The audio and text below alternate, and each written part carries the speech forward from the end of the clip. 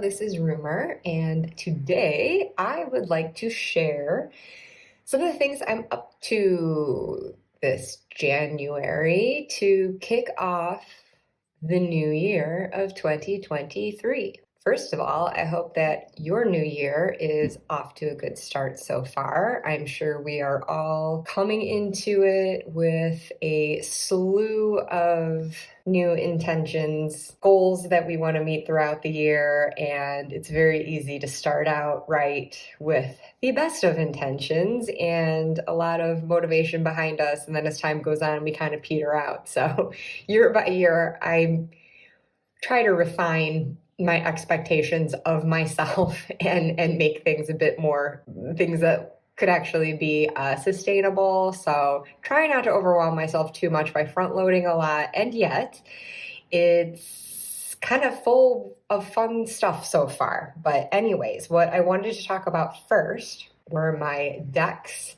for the month, what I've got out at my tarot table. I've got the Wildwood Tarot, along with the Pagan Otherworlds. Seasons of the Witch Yule Oracle is carrying over from last month because I love it so much. And my newly acquired Celtic Spirit Oracle. This is a Marlena and Dawn Michelle made me do it because I kept seeing it at their channels and realized it would go really well with these other decks. So just to demonstrate how nicely indeed these look together, I will adjust to a more top-down and flip through some cards. Okay, so again, got the Wildwood Tarot with the Pagan Otherworld, and can I just start out by saying how cool it is that this Celtic Spirit Oracle comes already edged, green, very nice, very nice. As therapeutic as I find edging decks to be, it is kind of nice to be spared the time in this case. But yeah, I am just finding this one to be such a nice match with these other decks. So I just feel like the color tones, the artwork, and just the general vibe of these decks seem to go beautifully together. Really transports me to an ancient magical land. I really like working with these decks because this is new to me, but I've worked with these previously at this time of year. Because even though like all the seasons are reflected, well, especially in this deck, and you see it in here as well, I don't know, there's something about like this time before the leaves appear on the trees again, when we just sort of see these bare branches and these cold winds are sweeping across the land and things are just feeling a little sparser, a little starker. It really almost brings me more into nature because I can't help but be aware of how difficult it would be to survive through the winter if we didn't have the modern conveniences that we do. The airtight shelters and the heating and so forth. And so this would have just been such a significant time of connecting with nature and bracing against it and trying to survive within it. And so I don't know. I don't know if that's what it is, like the wintry feelings just making me feel that even stronger connection or what. But I also just love using these decks, like living in England and feeling close to these ancient lands, just living like within a couple hours of Stonehenge, which isn't depicted here, but it's a similar rock formation. I like the opportunity to feel like I'm connecting to the land that I'm living on. I mentioned back in November when I was doing ancestry work that using a deck like the Santa Muerta Tarot helped me to connect with the landmass that I come from, but this is going into deeper ancestry as well as where I actually live. Even when you're in the thick of it, you know, in the urban setting of London, you do not have to travel too far outside to be in the countryside and just really feel what people must have been tuning into back then. And of course, there's that opportunity to do that anywhere. But for me, it's been a really neat way over this last decade and a half that I've lived here to connect with this land that I did not grow up on or start my adult life on, but that I have been living through some significant life stages within.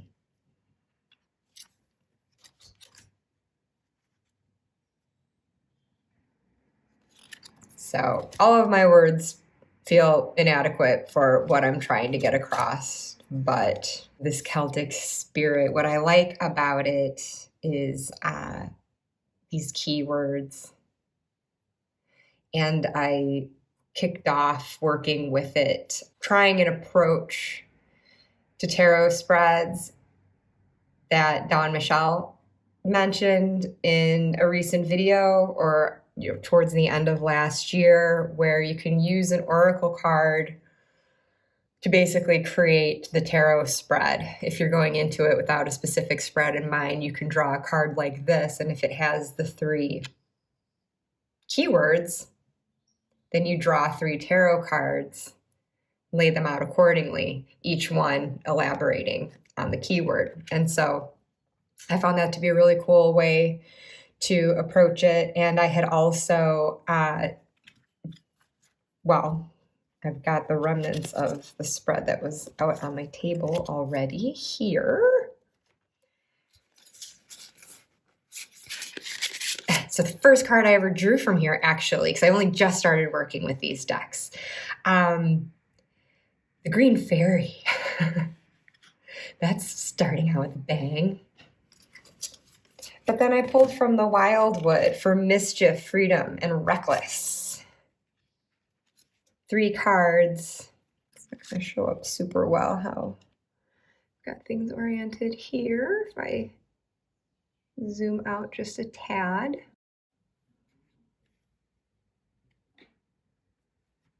Yep, and I'm going to get the glare too from my skylight, but you get the idea.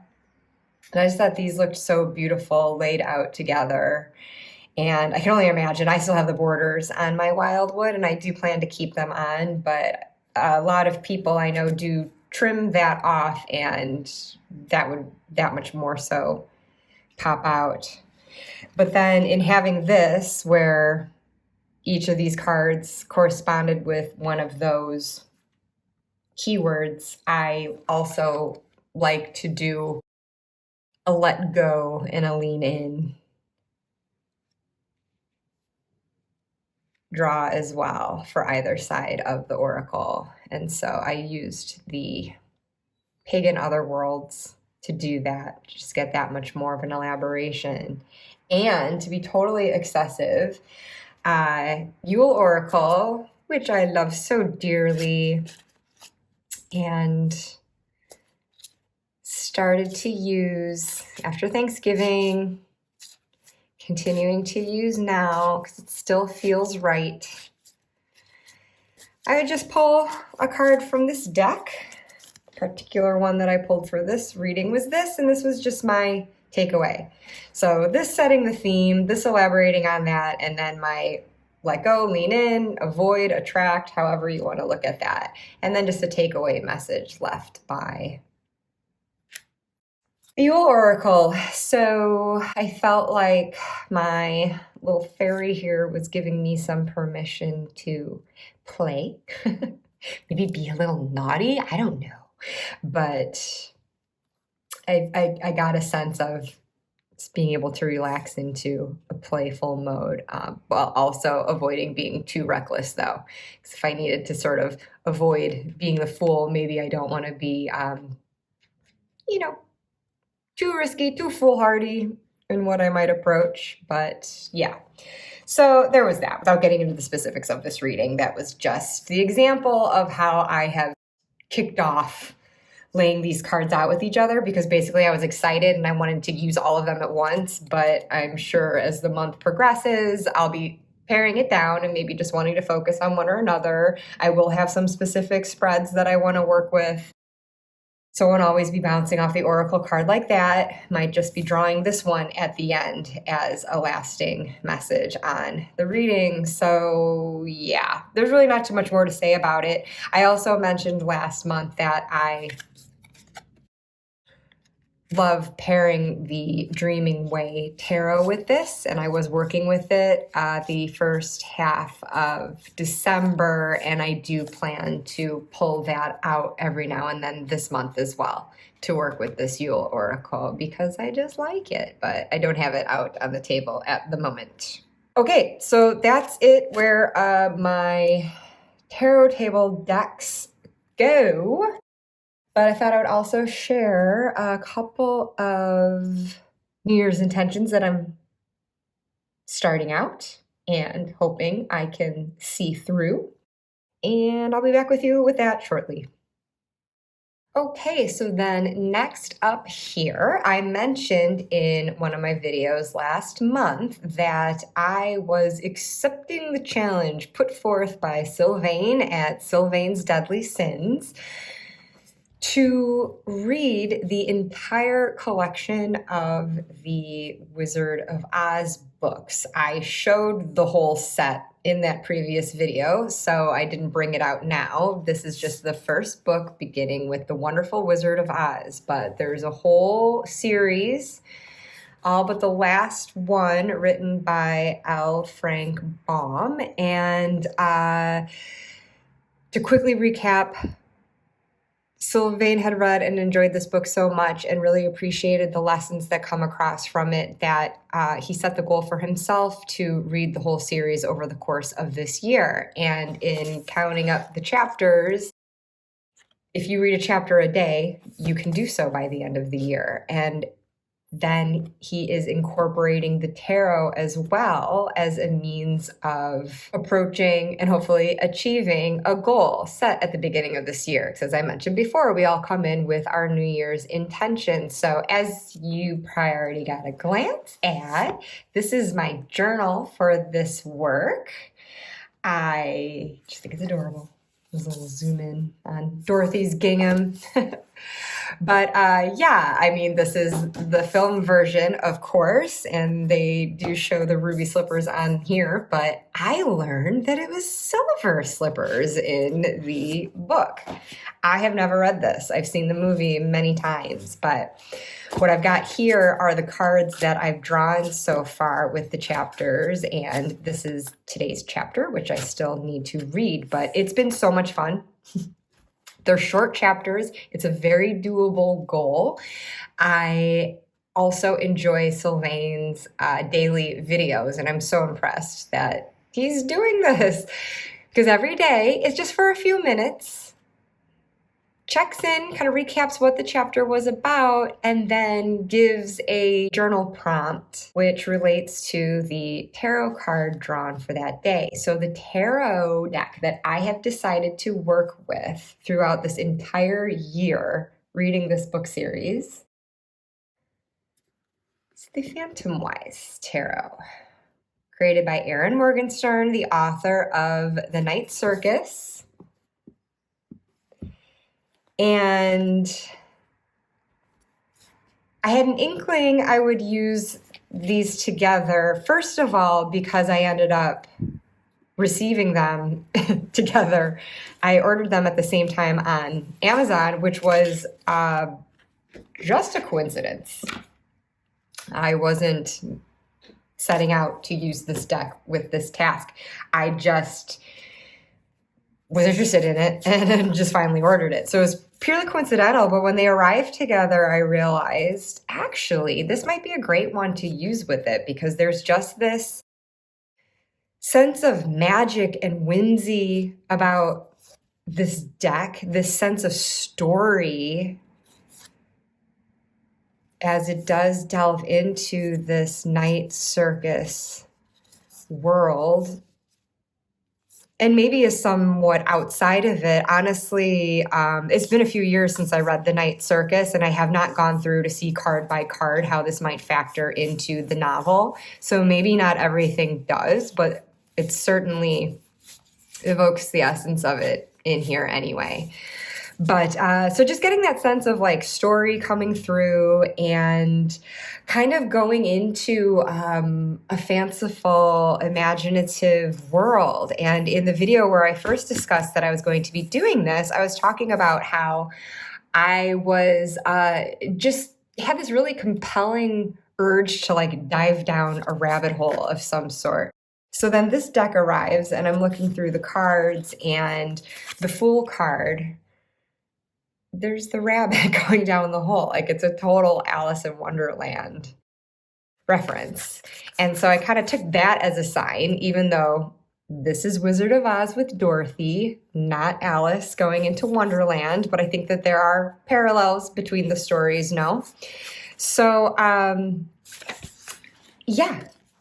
And Sylvain had us set aside straight away the Fool card as us at the beginning of this journey. And he's using the traditional Rider-Waite-Smith deck that has the little dog, which is this like literal representation of Toto. And I don't have that. I've got a kitty, but that'll work for me. I remember though, last month, when I was still contemplating if I was going to use this, I was chatting with Candy over at Candy Soul and Soil, and showed her this deck, and now I see that she has since purchased it, and I am totally to blame. Whoops, sorry. But no, we had such a great discussion on it because I was showing her some of the cards during our video chat, and I said, well, I don't know if I do want to use it though, because like Oz, it's such a beautiful, colorful world, and this is pretty much a black and white deck. You get like subtle tones of other colors now and then creeping in, but I mean, it's predominantly black, white, and gray. And then she said the most insightful thing, which was basically pointing out, well, in the movie, when Dorothy's still in Kansas, it's black and white. And it doesn't turn to color until she goes to Oz. But her life in Kansas in the black and white is her reality. She ends up waking up from this dream of going to Oz, but her reality is the black and white. And so I thought, yeah, that's really cool to think about, because I'm using the cards to, after reading increments of the story, I'm using the cards to relate back to my real life. Here in the black and white, I guess, but I like to think my life is more colorful than that. And now that I'm finally reading the story, I see that it too describes her life in Kansas as just being a very gray place. So I love that. So thank you, Candy. That's a fantastic insight, and I'm definitely running with that. But yeah, so Sylvain is basically brilliant because it's been so clever how he's approached this. So first of all, kicking us off on the journey as the Fool, but then also as we start journeying to Oz in the journal, the first prompt was to make a list of the intentions that we have right now at the new year, and then to select one to work with through this process. So I did so, and he had us separate out the majors from the minors, and then the quarts from the numbered minors, so that we could initially draw for what he calls the main spread from each category. So basically, drawing from the majors for the overarching energy that we need to achieve this goal. So I got the Magician. And then once Dorothy is, after she's been swept away by the cyclone, Dorothy lands in Oz, finds that she's killed the Wicked Witch of the East and then the Witch of the North, I think it is, comes in as this guide and telling her how she can get to the City of Emeralds in order to meet the wizard and find her way back home. So to choose our own guide on this journey, Sylvain asked us to draw from the court cards. And so for that, I had gotten the King of Pentacles. And so this is the person kind of blessing me and guiding me on my journey. And then it got so cool as Dorothy is setting off along the yellow brick road and meets the scarecrow. She learns that he wishes he had a brain and he wants to see the wizard to get a brain. And so Sylvain brilliantly sees the connection between that and the suit of swords. So we draw from the suit of swords basically where our mindset is at currently in view of our goal. And then Dorothy herself in the subsequent chapter is voicing her longing to be back home. So he saw that as being the environment, her physical home, the familiar space. We were to draw from the Pentacles suit then for our current environment, again, surrounding our achievement of our goal as we work towards it. So we're going to be snapshots. And I think that Dorothy today, in the chapter I've not read yet, meets the Tin Man, and he wants a heart, right? So I'm already predicting we're going to be drawing from the cups to get a snapshot of our emotional state at the moment. I don't know exactly how Sylvain is going to phrase the prompt. I haven't read or watched yet, but then that leaves the Lion, who I think will reflect our wand suit as he seeks some courage. So where it's going to go from there, I don't know, but I love, love, love, love, love this so much so far. So thank you, Sylvain. It's great. And thank you, Candy, again, for that encouraging, insightful commentary on this deck for this project, because it's just awesome. And it is so far feeling like something that is totally doable and wouldn't be overwhelming if there's a day that I just can't get around to reading or actually sitting with the cards and watching the video. Who knows? Because life comes up, right? But it feels doable that even if that happens, that if there's a catch-up day, very feasible goal. And so that's what I'm very much into this year, not trying to bite off more than I can chew. Although I could arguably be doing so by adding in another sort of daily task right at the outset of the year, as I'm still just kind of easing into it, but I can't help it. I'm a lifelong learner, folks, and I just have so many things that I have been studying, but also have yet to study, and some things that I've kind of half-assed up to now and have maybe a cursory understanding of. But one thing for years I have been meaning to study a bit more in depth is the I Ching. And this is the Tao Oracle that I purchased a few years ago after seeing it on The Truth and Story with Kelly Fitzgerald. And I thought this sounded like a great introduction to the I Ching. And my cards, which I've got here, have not gotten into the actual coin casting yet, although I am familiar with how to do it. I've tried it a couple of times for practice, but then these are my separate coins for doing that eventually. But right now it's more about studying these hexagrams that are formed of two trigrams, which I'm not going to explain here because I'm still just learning it. But this oracle is very cool, and I was actually using it even before studying the I Ching, which is an ancient Chinese divinatory system. I'm not going to shuffle right now because I've got them in their order. Well, minus the first cards, which I've already been studying so far.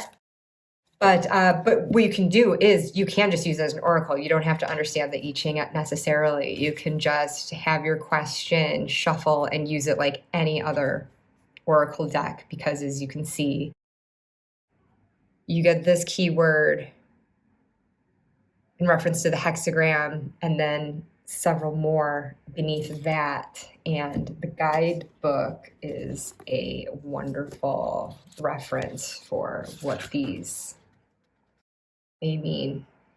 Get explanation and what it might mean for you in drawing it in your reading. And then if you are getting into the I Ching itself, this goes into the changes, which is where the casting can come in. And again, more complicated than I want to get into at the moment, but it's really fascinating. I've been interested in studying this ever since I read about Carl Jung's fascination with it, because when I was first learning tarot and wondering how it works, and I mean, don't we all still kind of wonder how it works? And I'm sure we all have our own theories, or maybe a lot of us are just accepting that we don't know and we're leaving it up to the mystery of that, which is probably largely where I fall out on it. But I mean, obviously I was reading about like Jung connecting divination to his concept of synchronicity. And I actually do kind of tend to see it like that, as like a means of creating our own synchronicities every time we shuffle cards or cast a coin or a rune or whatnot. Anyway, so daily goal right now is then to study one hexagram each day. And I've got a few lovely study buddies that I'm working with to just help like brainstorm and supplement each other's research and insights and so forth. And so as I'm going through each one each day, I had this journal that I was using for my rune study last year, which I did a video on.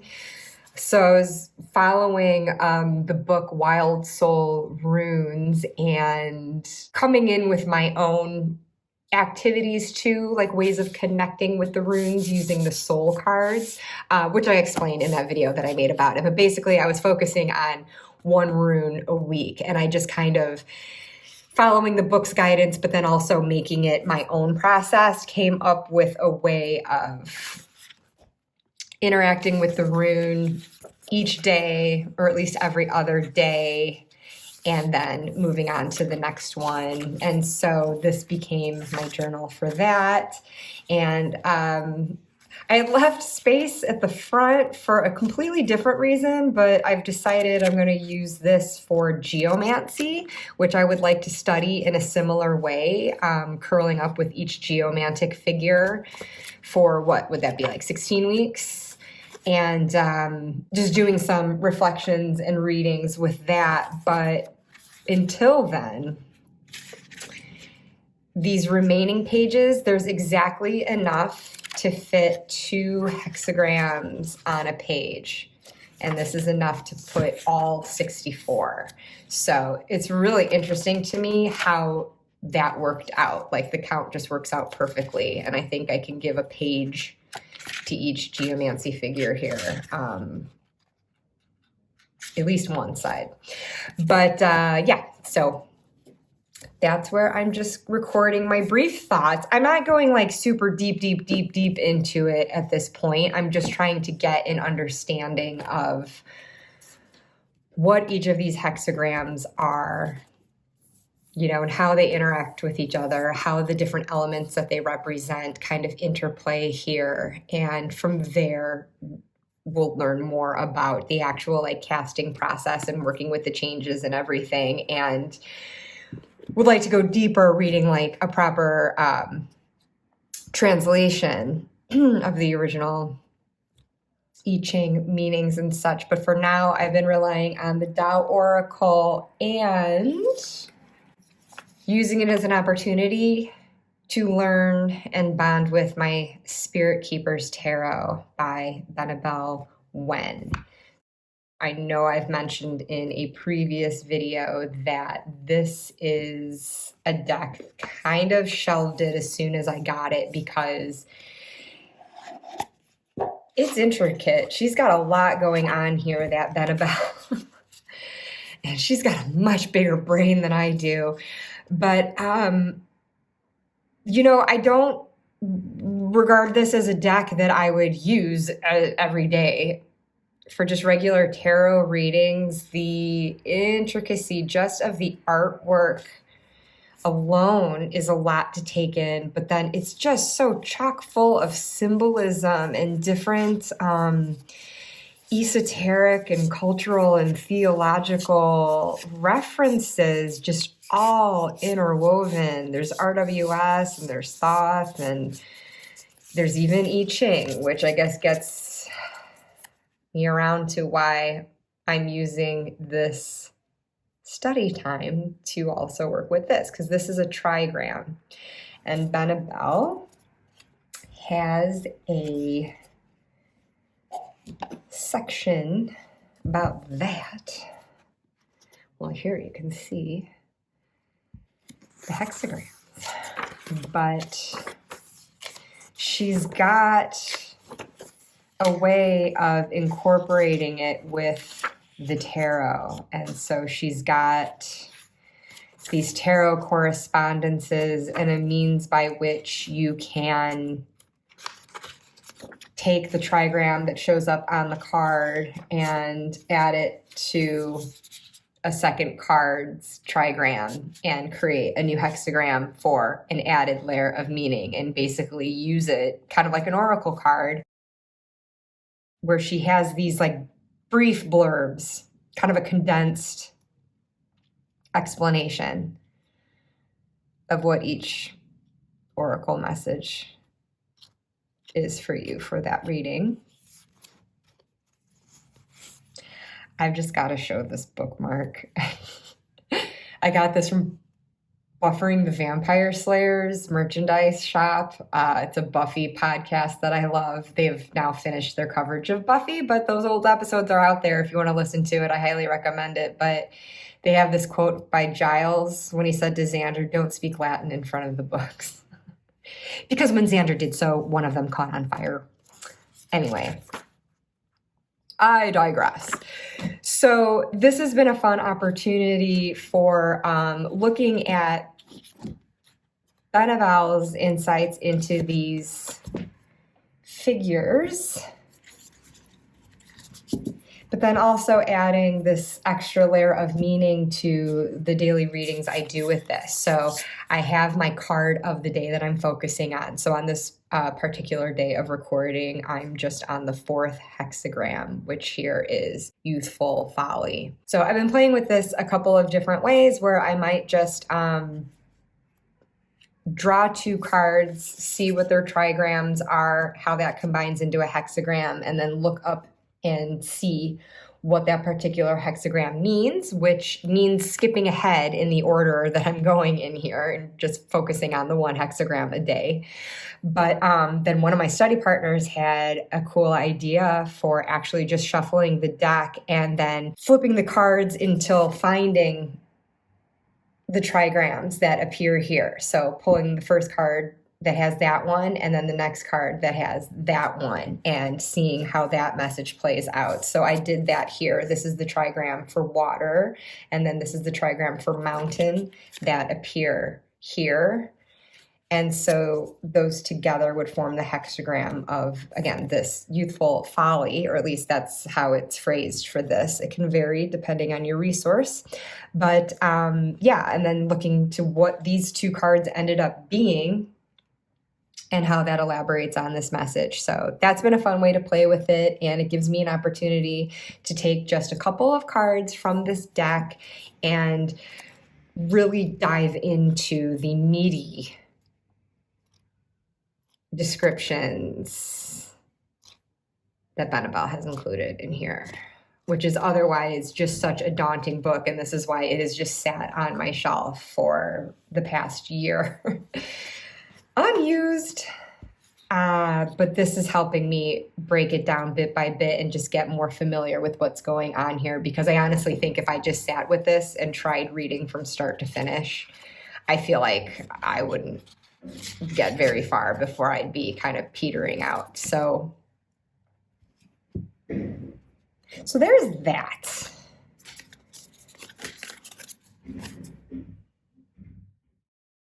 So after that, as I mentioned before, I would like to work with geomancy a bit more and carve out 16 weeks to be able to study one geomantic figure a week at some point. I would like to do that this year, but I'll see where I'm at the end of this review of the 64 Ching hexagrams over the next 64 days. That is something that I'm sure is going to open itself up to much, much, much more study, where I could go a lot deeper and actually practicing with it. So I'll see if it's something where I just want to keep my focus there, or if it's something where I'm like, okay, I think I've gotten out of it what I want to get out of it. I don't really know if it's something that I'm going to even want to go into more deeply. I'll feel it out from there, but I have definitely been wanting to do the geomancy study for a while, and oh my gosh, there's so much, so many decks that I still want to sit with and work with more, and maybe that's a discussion for another day. I'd like to also give an update on the state of my purgatory decks at the moment. Kind of wrap my mind around the decks that have come in over the last year and the ones that have moved out, and of course the ones that are still sitting with me and I'm not sure about, or the ones that I know I want to move on. I'll see if I can get something together to discuss that at some point too. But in the meantime, I wish you such luck with any New Year's intentions that you yourselves have. Please leave a comment below letting me know all about that, or if you have delved into the I Ching.